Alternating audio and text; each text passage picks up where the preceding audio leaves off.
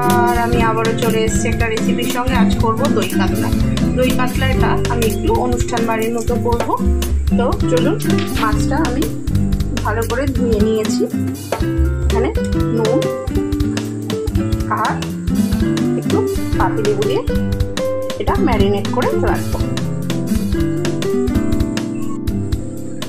এর মধ্যে আমি কোনো রকম কিন্তু হলুদ ইউজ করব না, পুরোই সাদা হবে।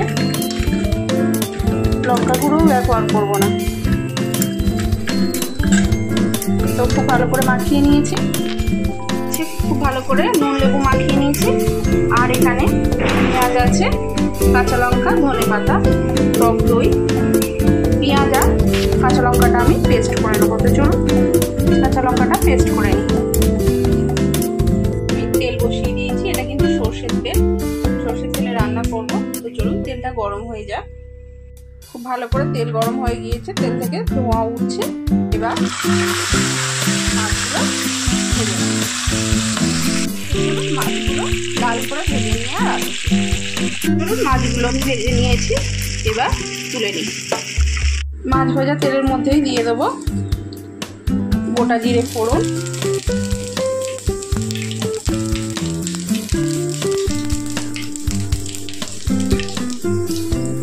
জিরেটা ভাজা হয়ে গিয়েছে। এবার দিয়ে দেবো ভেজে রাখা পেঁয়াজ আর কাঁচা লঙ্কা।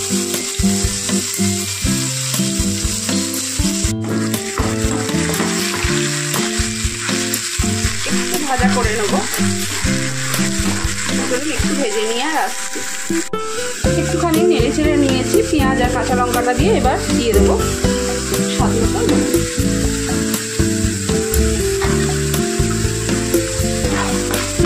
নুনটা দিয়েও একটুখানি কষিয়ে নেবো।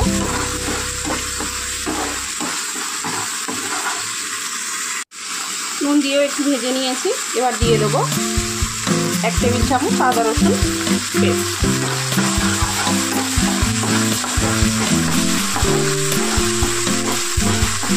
আদা রসুনের কাঁচা গন্ধটা চলে গেলে আরও কাঁচা গন্ধটা চলে গিয়েছে। এবার দিয়ে দেবো জিরে ধনে গুঁড়ো আর গরম মশলা গুঁড়ো। জল দিয়ে দেবো।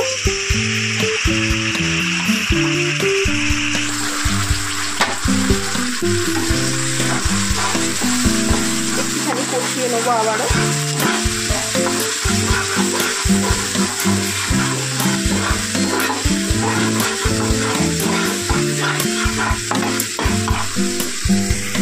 আবারও মশলা দিয়ে কষিয়ে নিয়েছি। এবার দিয়ে দেবো ফেটিয়ে রাখা টক দই। টক দইটা দেওয়ার সময় কিন্তু অবশ্যই করে গ্যাসের ফ্লেমটা আস্তে করে দেবেন বা বন্ধ করে দেবেন।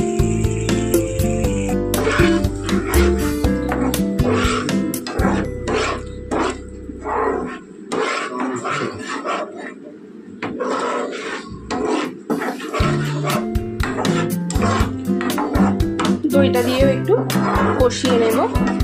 তো চলুন দইটা যতক্ষণ না তেলটা ছাড়ছে ততক্ষণ কষিয়ে নিই।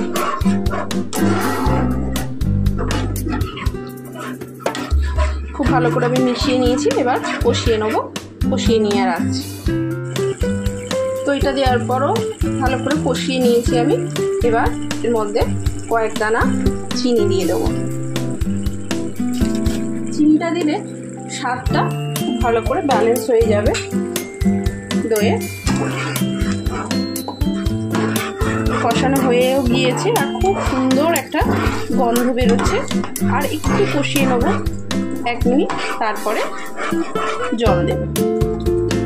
কষিয়ে নিয়েছি, তেলও ছেড়ে দিয়েছে দই থেকে। এবার দিয়ে দেবো পরিমাণ মতো জল।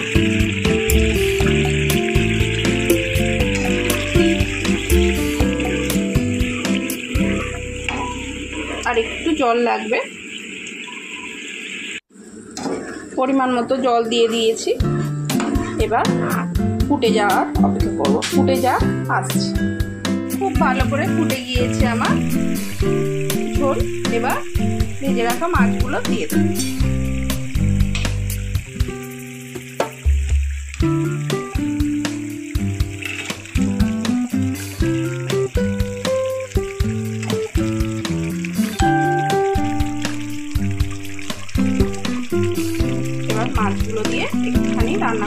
5 মিনিট, তারপরে আবার আসছি।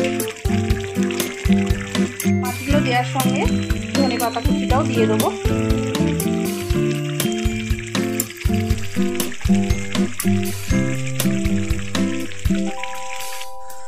পাঁচ মিনিট হয়ে গিয়েছে, মাছগুলো একটু উল্টে দেবো।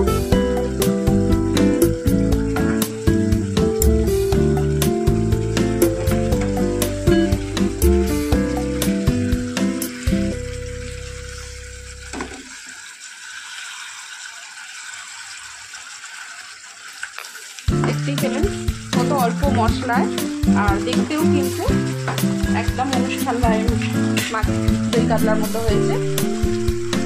তো চলুন এবার গ্যাসটা বন্ধ করে দেবো, দিয়ে আর অল্প ঘি দেবো। 1 টেবিল চামচ ঘি আমি এর মধ্যে দিয়ে দিলাম। ঘিটা এবার মিক্স করে দেবো। তো চলুন, তৈরি হয়ে গিয়েছে আমার দই কাতলা। এবার নামিয়ে নিয়ে আসছি। তো তৈরি হয়ে গিয়েছে আমার দই কাতলা। রেসিপিটা যদি ভালো লাগে অবশ্যই লাইক, শেয়ার এন্ড সাবস্ক্রাইব করবেন।